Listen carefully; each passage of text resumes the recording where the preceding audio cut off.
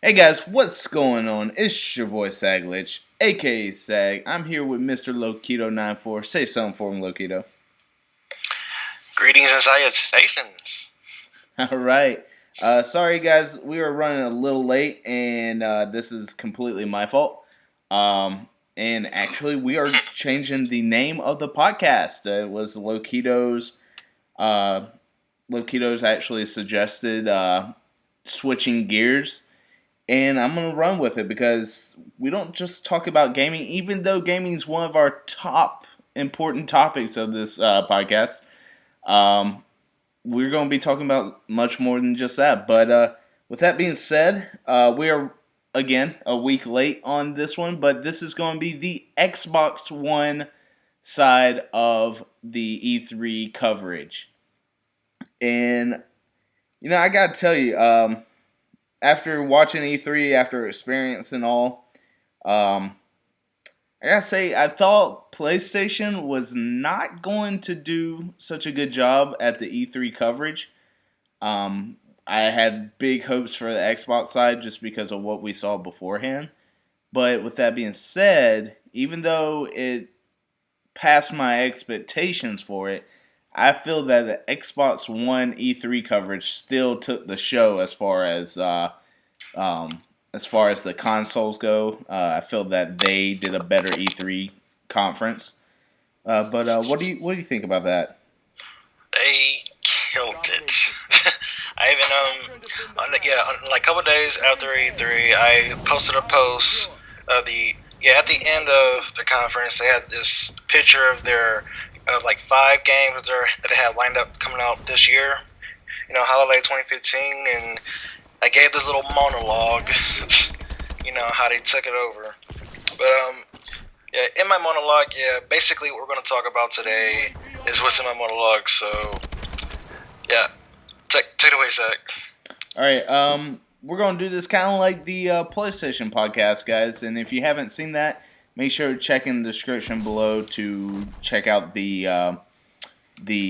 weekly podcast playlist, along with the previous video that I'll have shared in a link in the description. But anyway. Basically, we're going to take this in not really order, but talking about the top games that were revealed at E3. Then we're going into hardware, which is something that PlayStation did a little different. And then we're going to go in the top 5 and the worst 2.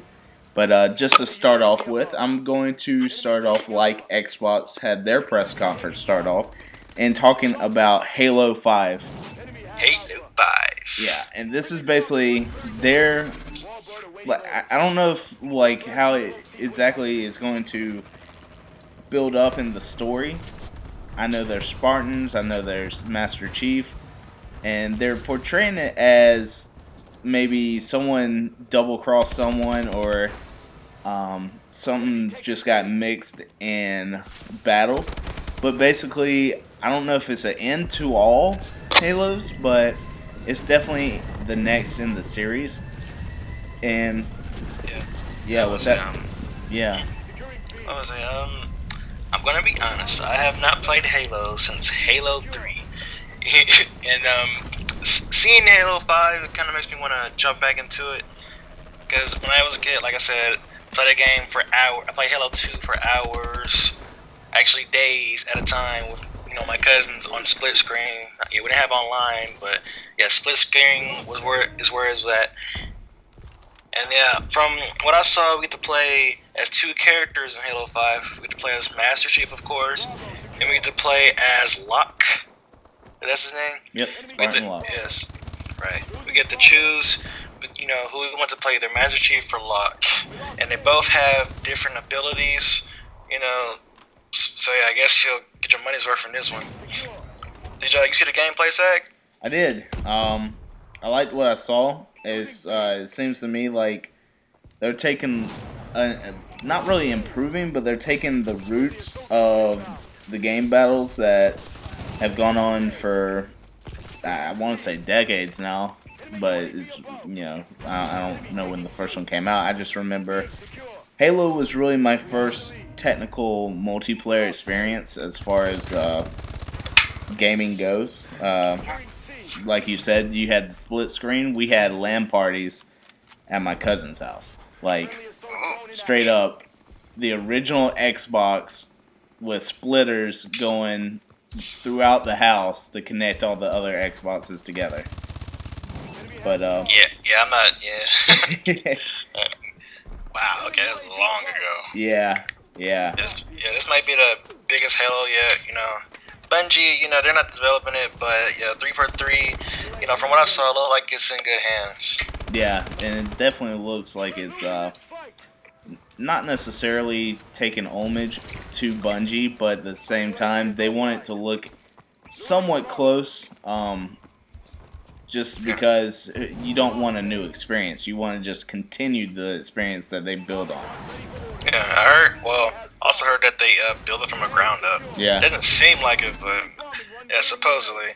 And yes, the multiplayer, I heard you have up to 24 players at once. Yep. And it's called Warzone, I'm mistaken. I think I think you're right. It's with that new with the new game mode is basically two different teams on the same map. You're not only fighting against the other team, you're fighting against AI as well. And that as the first team to, I want to say, 1,000 points wins, but it's just the fact that they're bringing, it's not just like a TDM or objective-based game. It's you have to fight AI as well. So it's gonna be interesting. Yeah, we'll see how that plans out. And but what next, do we have next? Yeah. Or what were you gonna say? I was just gonna say next up, we have. I'm just gonna throw it out there. The two biggest games we have: Rise of the Tomb Raider.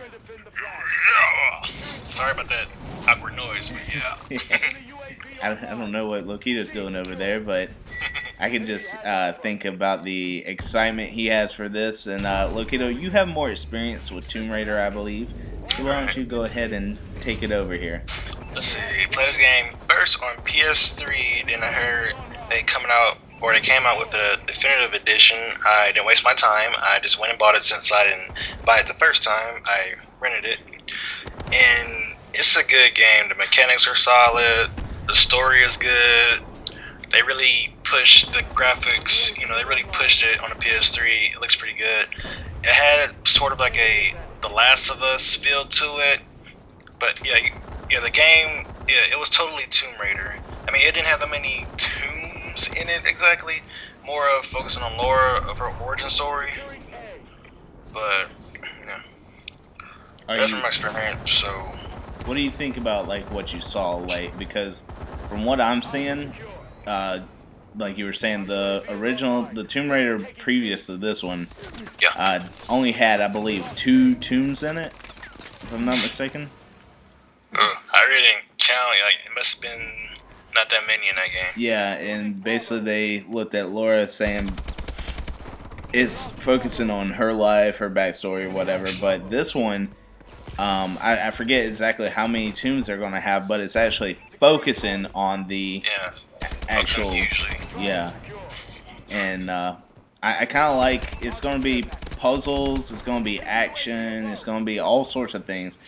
And I liked what I see as far as the trailer they gave us. I think it's a little demo they showed us. Yeah. Demo. The gameplay looks great. It looks,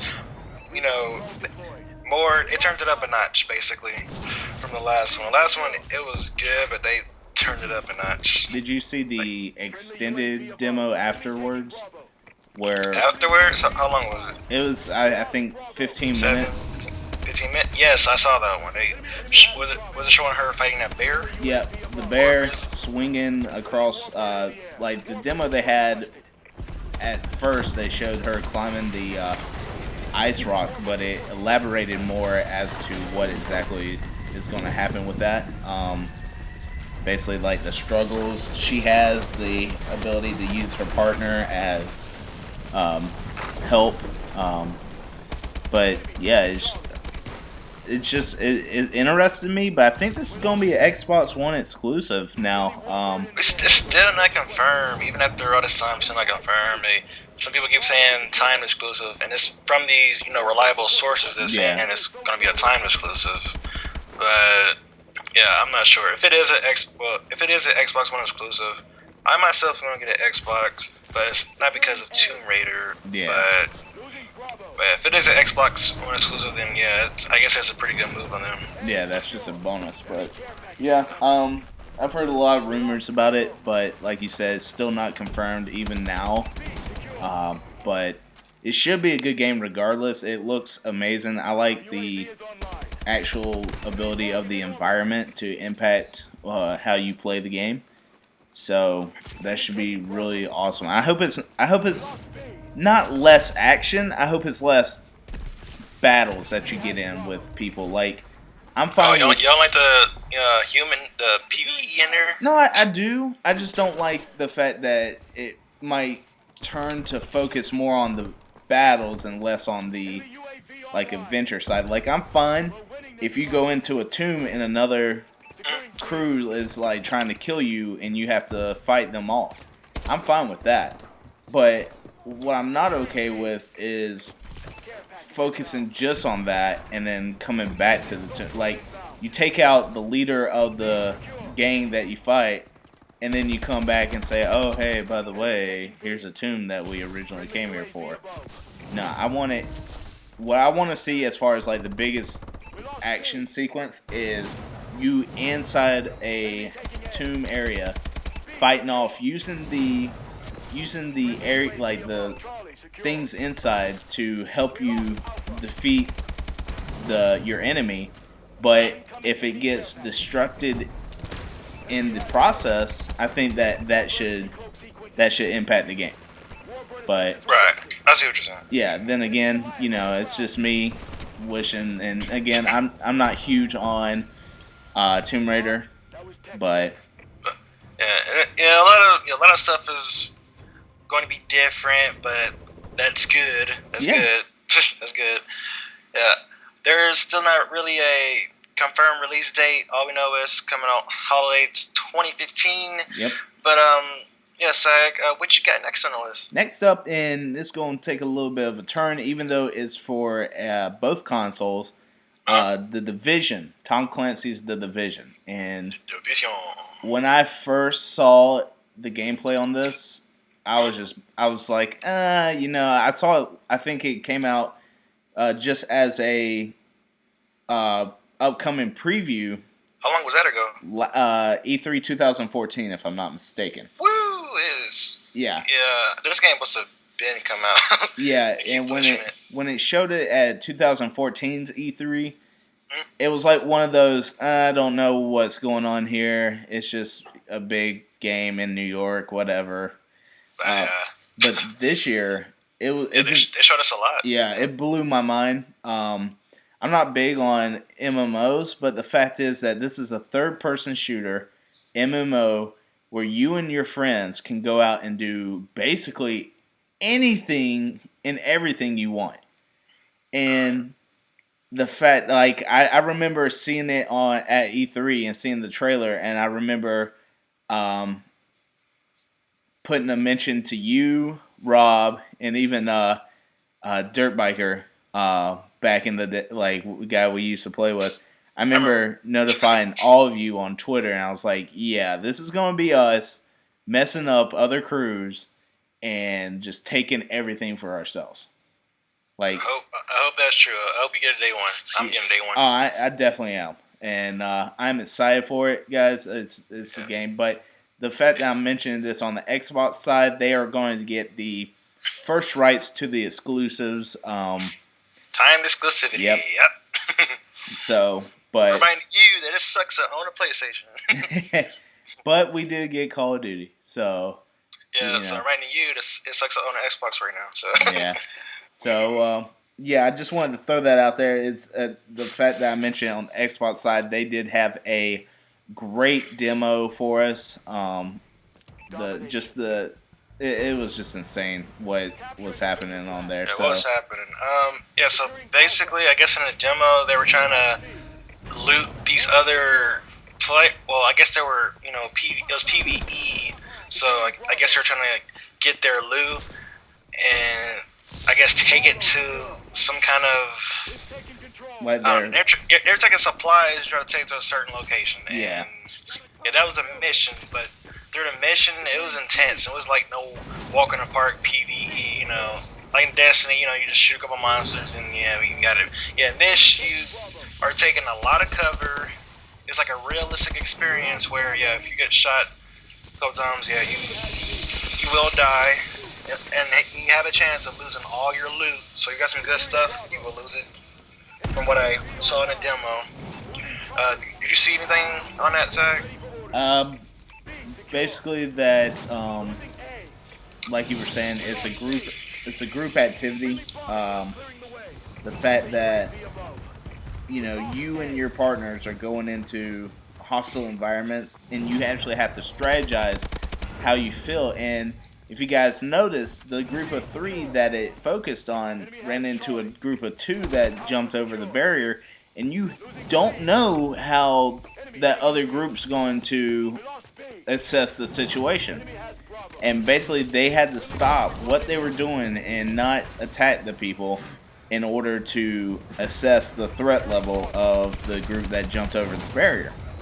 And there for a second is a really intense moment, but that group just went ahead and went after the bad guys who were at the loots themselves, and so they worked together as a whole, took the loot, and the guy was like, I'm still thinking, hey, what did the other people get?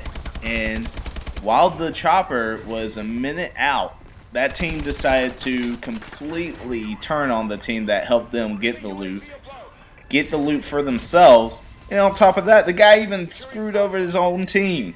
Like, I know, this game's crazy. Yeah, I was like, what is going on here? Yeah, Zach, you better not turn on me. Hey, you better not turn on me. Hey, I mean, if it's done, I'll make sure to give you your stuff back afterwards. I'll do it as a joke. I'll do it as a joke. Let me talk about how good this game looks. This game looks amazing. I mean, yeah, of course you got the PC version looking good, but it looks just as good on our current gen consoles. The processing, the snow, and the weather changes. Yeah, even the detail and all the clothing, down to every pore, game looks good. Yep, I'm excited. But what's the next step, Zach? We're gonna go. We talked about this in previous podcasts and how we're not really sure how we feel about remakes. That being said, Gears of War remake. Well, do you want to talk about the remake or the game first? Gears of War 4. I'm gonna talk about the remake first. Okay, let's go. Yeah, and the fact that they felt the need to not redo the story, but retell the story for the current gen console. Or just I think of it as a re-release. I guess for people like me who haven't owned an Xbox in years and would like to get in touch with the roots of Gears of War, that's cool. But yeah, you were saying? It's just the fact that, well, I guess in a perspective that you're saying, yeah, that's great, and even for those who maybe have been too young in the past to play, can experience it now. But it's just the fact that it's another remake. It's a company trying to get some money in order to, whether it's, fund something else or. Hey, it was big. Yeah, it was, and the fact that they're doing a collection, I do like. But it's a remake of a game that was given to us in the past. So, well, I know we're not on a subject yet, but yeah, they announced backwards compatibility, right? Xbox. Mm-hmm. Yeah, Phil Spencer announced backwards compatibility, and then they show us this Gears remake. Yeah, that's kind of what they said about backwards compatibility is they made an emphasis to say this before everyone freaked out because only certain companies will allow backwards compatibility for certain games. Like, it's not one of those, all games are going to be backwards compatible. They've given out a list of what's going to be backwards compatible day one, but... And Gears of War was one of them, huh? Nope. It depends on how cool the company is, I guess. It would just be nice if every company would just get together and say, hey, you know what? We're going to do this for the fans. We're not going to be greedy. We can still earn a little bit of money. And the CEO comes out, let me remind y'all, this is business. Okay, we all about making money. Yeah. Forget about what they just said. We're going to re-release the Gears of War. That's to me, that's how every company is acting right now. But on the subject, so we're releasing Gears of War remake. Are you, Zag? Do you think you might try it out? But you said you already a player. You as an experienced player of Gears, would you get it again? Would I get it again? No. Okay, there you go. There you have it, ladies. Yeah, just because I've already experienced the story. If I wanted to, like, I don't get rid of my previous consoles. I would just honestly, I would plug in my old Xbox 360, and say, hey, let's jump in this and replay the story. So you can capture it too, Zach, right? Yeah, well, not me. I don't have Xbox, but I'm just saying in general, if you did have a previous one, and if I did, that's what I would do. Okay, but with that being said, let's get on with the next part of the story, Gears of War 4. Or Gears 4. Gears 4. Gears 4, so... I don't know what to think. It looks like it's a co-op from what I'm seeing. Like, what you think, Sai? You think it's gonna be like a co-op type, like just find another player online to go to the story with you? Probably. It's the fact that I forget the main character's name. I know Dom's one of them, but I forget the other one.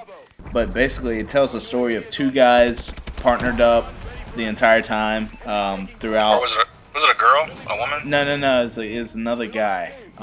Dom and... the name just escapes me. But I have a feeling it's going to be... Because they're dead, I believe, in this scenario. And it's a group of basically the same kind of thing going on, but it's a different chapter of the story. And I think you're going to be able to play single player, but they're going to want you to experience it really co-op. And whether that's online or split screening, it doesn't matter. They want the story to be told and like basically grow that bond that's already been there from the past. They're going to want to grow it and create a new one with the new characters. So, do I think it's going to be good? Probably. I just don't think I don't think Gears would put out a bad quality game. I just don't. I would have to see more to. Yeah, we got to see more of that. Yeah. It's a pretty short demo, but it's kind of straightforward, sort of. Do you think they possibly did like The Division did, where they give you a quick preview to put in the back of your minds to just bring back next year, possibly? Well, yeah, kind of like this next game we're going to talk about. Did you want to move on to Recore, or you got something else? Okay, we can do Recore. Recore, so from one of the co-creators of, Mega Man, comes this, it looks post-apocalyptic, but in like a more, fun, childish way. The way it's set up, it looks, it's a CGI trailer, but from what I saw, it looks like your companion, which is a robotic dog, possesses this core in his core, and I guess as you go through the game, your goal is to make this, artificial intelligence better as you go through the game. That's my prediction. But Sag, what Yeah. do you think? We think of Recore. I think you're right. What I will say though is I got an immediate connection. Like I'm a dog person. Really? Yeah, I'm a dog person as it is. But when you tell me that robotic dog is gonna go out in the middle of all those things to protect this person and blow itself up, I was kind of sad for a second. I was like, oh no. But yeah, but then I was like, you know what? It's okay because she got the core of the dog and put it into something different. So Man, I'm even bigger and better. yeah, when I saw that, it's like the same AI that you have, it's just in a different skin. And what I gathered from that is that this is going to be somewhat of an action game, somewhat of a puzzler, and you're going to use the core of all the different AI you have to get through the game, Yeah. basically. to progress yourself. So Yeah. But it was a very brief trailer, you know. Not really don't know that much, but I'm pretty sure they'll show us more in months to come. Oh, You know, yeah, for Gamescom's sure. almost here too. So for sure. Next up, one of the most highly talked about games in the racing series, and that's going to be Forza 6. Forza 6. Yeah, and How long this game been around? I can't even tell you. I just know that I played Forza 1 on the original Xbox, and all the people that I'm not a big racing person, but all the people who do like racing cars are extremely hyped about this, and it's basically like the gold crown of racing games. Whoa, really? Yeah, The gold crown. yeah, it's basically where everyone tries to be as good as it is. But with that being said, some of the new information that came out during the press conference, there's going to be over 450 different types of cars to customize and play as. Whether that's microtransaction accessible or just via the game, we don't know yet. Being in the age we are today, probably will have some DLC. Oh yeah, for sure, for sure. But there's going to be over 26 world famous areas to race in. Let me get this straight. 400 cars on 26 different tracks. You know how Exactly. many cars you gotta ride? How much time it's gonna take to... Yeah. Exactly. It is going to be huge, and the gameplay looks awesome. The weather mechanics, everything about it just looks like it's in pristine condition. It looked like it was ready to go today on the floor, but then They always again, do. then again, everything does. So, but yeah, that's what it says with Forza 6. And the release date will be September 15th, 2015. Ooh, that's not far off. That's surprising. Yeah. So, next up. But, oh yeah, what about to say? Yes, when they announced Forza, I don't know what the name of the car was, but they just dropped it from the ceiling. Oh yeah. And, at the press conference, I'm like, wow, okay. I think it Just was dropped a very, exotic car on us. yeah. I don't remember what it was, but like you said, it was like one of those like, what is, okay, car's coming down, what's up? But then you Talk get about motivation. Yeah. But next up, we'll talk a little bit about Fable. Fable Legends. Let's see. I saw some gameplay. Didn't really. Last year I was hyped for it. This year I saw a demo. It really didn't wow me. How you feel about it? I could take it or leave it. I've never played the Fable games at all. But again, I'm not one of those where it's like I won't give it a chance. If I got a chance to play a demo or something, I'd probably give it a look. I'd at least give it a go. It just doesn't really seem like those that I'm into. And again, I'm not huge into MMO RPG games. But yeah, I don't know. I didn't really see much on it.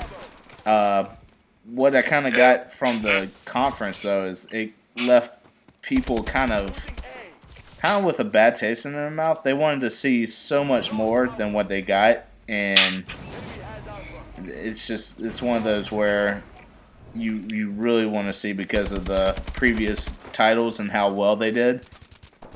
You want to get some kind of like idea of what's going on. Right. So. Yeah, they gotta show some more to grab me.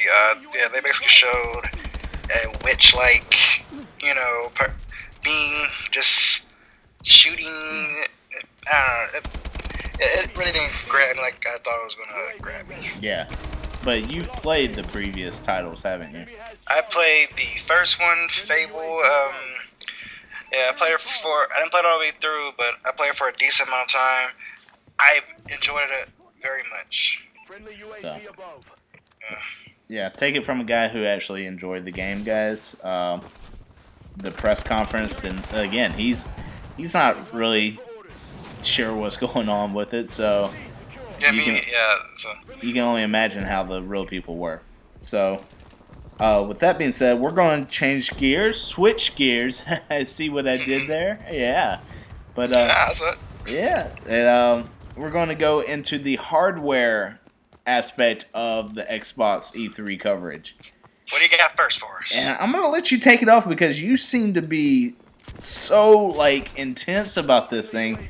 And I'm going to let you go with the Elite controller first. Okay, let's get it on. The Elite controller. Okay, so this is basically, if you ever heard of Scuff Gaming, they make customizable controllers. But Microsoft or the Xbox, they came out with their own, Scuff type controller, and it is nice. Yeah, it makes you want to get it. It's about $150, but it looks like it's totally worth it. I know it's a little cheaper than a Scuff controller. Yeah, what does it come with? It has features like controls that can be remapped and a directional pad that can be swapped out. It works on Windows 10 as well as the Xbox. And what else? Oh. Yeah, that's pretty much it. Yeah, and the thumbsticks, you can undo them, unsnap them to put your own, kind of stick on there to fit it for your comfort. Yeah, the customization on it looks sick. Yeah. I do like the fact that you can snap directional pads, thumbsticks. You can basically do anything. And like you were saying, it's kind of like a Scuff. It's just $100 less. Scuffs run usually around $250. The Elite controller is going to run $150. But the fact is that you get a Scuff, almost a Scuff, for $100 less. It does exactly what a Scuff does. You can remap it how you want it. It has the 4 triggers on the back. So instead of hitting the right button or anything like that, you got the ones, the 4 buttons across the back of the controller, not just the right and left bumper and right trigger and left trigger. It looks sick. It has a really sleek design right now. Oh yeah. What are some other specs? It's really made for the shooting gamers and the fighters. Yeah. One of the things you have is get a D-pad. There's this other D-pad you can put on there, and it's I can tell it feels great already. Just being able to move back and forth. When I say fighter, I mean games like Mortal Kombat or Street Fighter, games like that. Yeah, the way the D-pad looks, it just, I guess, convenient to move, more easy to move in fighting games than ever. Sometimes you, I guess, press the wrong directional button, end up costing you to fight. And the triggers, it looks like you can adjust the triggers, and I think that's catered towards the shooters. Does it sound good to you, Zach? It definitely does. Yeah, I mean, it's something that I didn't expect to come out. That was just kind of like a gift to us. Next up is going to be HoloLens. Oh, yeah. And this is HoloLens. It's kind of like virtual reality. Yeah. Take it to another everybody got these, I guess, television screens as glasses, but HoloLens is like, I guess, sunglasses, sort of like a sunglasses type. It's kind of like the Google glasses if you saw it before it got scrapped. Except they take virtual reality and put it in your living room. Yeah. Like, you're not watching it on television, you're seeing it in your environment. What game were they playing on it, Zag? They're playing Minecraft. Yes, they're playing Minecraft. And what they did was they put it on a flat desk, blew up the vision as to what the guy was seeing, and the fact is that he could go in, look at the map as a whole, look at the map, as a character, whatever he wanted to do. It was incredible, and the fact is that they're gonna not like, okay. So if you look at it from the aspect of the PlayStation has the Morpheus, and we all know about the Oculus Rift. This isn't one of those big headsets that you have to attach to your head. It's sleek. It's very sleek. Yeah, these are like basically like wraparound, what do they call them, wraparound glasses, I guess. I think so. We'll go with that. This is back in like the '90s when baseball was big. They had all those wraparounds. But anyway, it kind of looks like a sleek version of those. I love it. What else? It doesn't just play Minecraft. I heard that it's gonna be good. It's gonna like work with you. I think I heard somebody tell you the weather. From what I heard, yeah. Basically, it's gonna be like a companion to us. Yeah. If I should say. They say like you'll be able to use a controller with it just to get your aspect of that. The fact that Xbox One and Windows 10 are almost partnering, it's gonna be. I mean, they're Microsoft. I mean, well, yeah, but the fact that they're incorporating like computer gaming with Xbox One, and that they're wanting to try more things, that's going to be really awesome. I'd like to see some of these computer games that they have out. I'd like to see what it looks like through the lens of a HoloLens. So, should be pretty cool. And last but not least, on the topic of hardware, we're going to get they called it the Xbox Preview. And basically what is that? Basically what it is if you guys have noticed, there's a bunch of games out on the computer right now in alpha stage. You can prepay to play. You can work with the developers, see the actual ways they're changing things, and actually give your thoughts on this. And basically what the Xbox Preview is doing for you is doing exactly that. They're giving you a small preview. I believe they said up to 2 hours on a gaming preview. If you want to play more and actually help out with the development, you can pay a subscription based off of that game. You can, get all the exclusives that come to testing it out. But then again, after the 2 hours, if you don't think that game's going to, be something that you want to play, you can just opt out and say, hey, I don't want to, pay to take part of this anymore.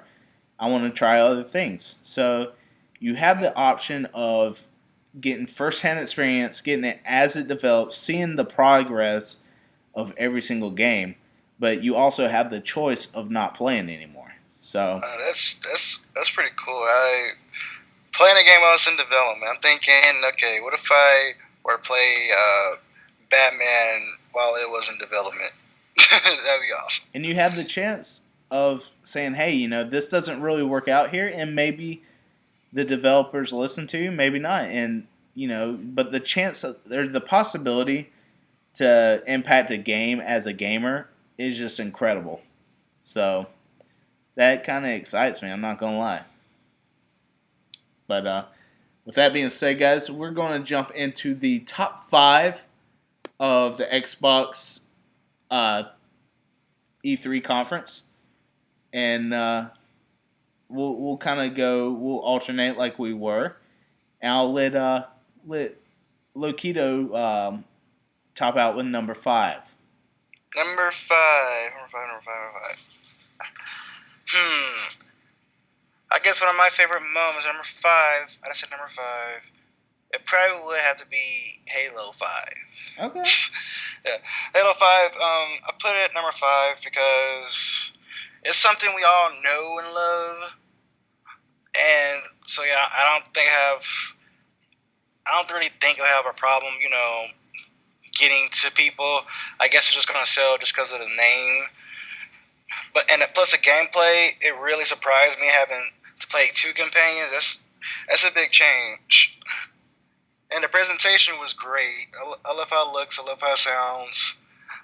Halo 5 this year. And what is number 4, Zach? Number 4, we're going to go with ReCore. ReCore? Really? Why? What grabs you? Just because it's the fact that it looks... We were thinking that, between Forza 6 and ReCore, we really wanted this to be one of those Xbox exclusives, top 5s. And ReCore just looks... really, like, it got our attention so much that we want to know more about it now. We don't want to wait. But the fact is that you can get that kind of connection with just a CGI trailer that quick, and you want to know that much more about it with just that little snippet of gameplay trailer we got. That shows big things for us. Right. So, next up, number 3. HoloLens? Ooh, got the HoloLens. And, sorry, we have to put that in top 3. Yeah. HoloLens, don't think of what you do now. Think of what it will do in the next, decade, I should say. Yeah. At least, even the next 5 years. Even the next 5 years. I mean... And then what you can do, you can watch TV on it. You can a lot of companies for some reason, want to be able to track your heartbeat or whatever. Yeah, I have no doubt to do something like that. But so many possibilities you can do with that. Yeah. I can't even name the possibilities, but think of it as a smaller. I don't know if you've seen Deus Ex, but I guess they were to make it smaller and I guess make it a contact. Okay, I'm going too far, but yeah, HoloLens. Yes, it's really going to be a great gaming accessory, in the next couple years. But yeah, with that, what's number 2, Zach? We're gonna go with the Xbox Preview. Xbox Preview, yes. Yeah. Playing games while they're in development. Yeah, just gotta give it to them. But the choice of, you don't have to pay just to get the preview. You get the preview, you get a small bit, but you get the preview to see if you want to continue that. And that's the thing I like most about it. The fact that if you don't want to, you don't have to. Hey, so you it's can't your put choice. a gun to my head today. All right, and number 1, take it away, Lokito. Gotta give it for Tomb Raider. So when it did Tomb Raider 1, it was basically a reboot, and yeah, they're basically gonna top it off with Rise of the Tomb Raider. Yeah, the game looks great. The mechanics look better than ever, and we see her in Lara Croft, grow as a person. Yeah, her character development is growing. It went from I should say how should I say it? From a scared or say a very feared individual, this is all new to her, guns and blood and being lost. Yeah, her survival skills went from 0 to 10, and she's just basically grown as a person. I want to see her grow more in the series. So yeah, Tomb Raider 1. And basically, what I look at like this is the Xbox answer to Uncharted 4. Yeah. Oh, you got to drop the mic on that one. Yeah. Basically, I believe in our PlayStation podcast, we put Uncharted 4 as number 1 for us. And if you look at here, Tomb Raider's getting a number 1 spot too. And we're solo gamers. Yeah. So, but with that also being said, it looks amazing. Like Lokito was saying, she goes from one of those people that the previous game. That she was scared. She was kind of timid. She wasn't. Yes, that's the word we're looking for. Timid. Yeah, she wasn't really knowledgeable in the subject to one of these. I'm a bad, I'm a bad person. You don't mess with me, and this is what I do for a living now. This is my calling, and no one's gonna stop me from doing it. So, with that being said, Tomb Raider takes the #1 spot on our top 5 for Xbox E3. And of course, we gotta do the opposite side real quick. And Alright, top 2 or top 3? Top 2. We're gonna do the top 2 worst things about Xbox 360. What's first? E3. First up, I'm gonna give it to the Gears of War remake. It's just one of those where I saw it coming. Everyone knew it was coming. Even after it was first rumored, we knew it was coming. Remakes are, in a way, a good thing if they change some of the things that could have been done better. And but at the same time, it's a remake, so we've already got it before. Right. To me, it should have been kind of like one of those on the back burners, like just mentioned kind of deals. But the fact is that the Gears of War people came out and said, hey, we're remaking Gears of War, and then we're going to talk about Gears 4. That kind of bothered me that they're going to put something that is a remake into the forefront and kind of leave the new title in the back burner. So I know, I'm like, okay, we all... I don't know, when I see a movie, or if it's like a trilogy, some people like to go back and see that movie, but game's a little different. If I play through this, head-banging game, like, why would I want to do it again, several years later? Yeah, but I heard this YouTuber say that it's kind of cool to go back and review, that we can, know what's happening right now, but... I mean, if I want to do that, just like I said, get my old console back out and get to work. But yeah, I'm not really liking that too much. All right, and the #1 spot for the worst of E3 Xbox. What was the worst? Give it to me. I'm gonna go with backwards compatibility. Really? Why? It's just the fact that it should have been something that was given to us automatically when the Xbox One came out. Both consoles, basically, both consoles. Yeah, well, yeah, you're right, both consoles. But the fact is that Xbox is basically saying something that it kind of threw it in PlayStation's face when it was announced. I know, right? Yeah, but the fact is that these things should have been done right away. Backwards compatibility, and it's not just. That's not just. It should have been on the release date. That's not the only thing that upset me. What upset me is that the fact that they went ahead and stated, hey, by the way, this is only for certain games. And only if the developers want to do that. Right. When I first heard it, I was like, what? I clapped my hands for that. I'm like, wow. That should have been automatic, but I'm glad you guys did it. Yeah. Then you gave the news saying, okay, you can only play certain games, and I don't get why developers I don't get how they have a say in saying why can't I play this game on this machine, but yeah, it is what it is. I think what it is, though, I think what's going to happen is basically the CEO of Microsoft he's going to go to these gaming companies and be like, look, I know you guys want to possibly make more money and be as greedy as you want, but I think we need to hold back. You guys can still make a little bit of money off of just the re-release, or not the re-release, but the money you can get on the bundles and whatnot. You're still going to be making some money off of a game you released a couple of years ago. Yeah, but like we said in our other podcast, isn't it?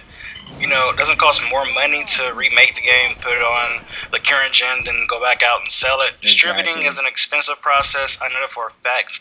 And I know it costs about a couple, I think $20 million to like distribute, movies. So distributing games all over the country, why distribute a remake? I think a company would be, I think it hurts the company than help it. So. But, yep. With that being said, guys, I think it's time to wrap up. Again, took us a little bit of time to get this going, and I do apologize. That is completely my fault. But Locato, you got anything left to say on this? Until next time, I'm Locato. Follow me on Instagram. I got like 44 pics up, but yeah, follow me. I don't know. I'm too old to have Instagram. It's okay. He's the old guy. Got the duo. So yeah. I don't know what this generation's talking about with their Insta girls and yeah. But with that, you're switching the gears, all right. Exactly. But with that being said, guys, I do appreciate you guys listening to it. And again, this is going to be switched to, instead of the Fantastic Friday podcast, we are going with switching gears. You never know what day is going to come at you. So, exactly. Yeah.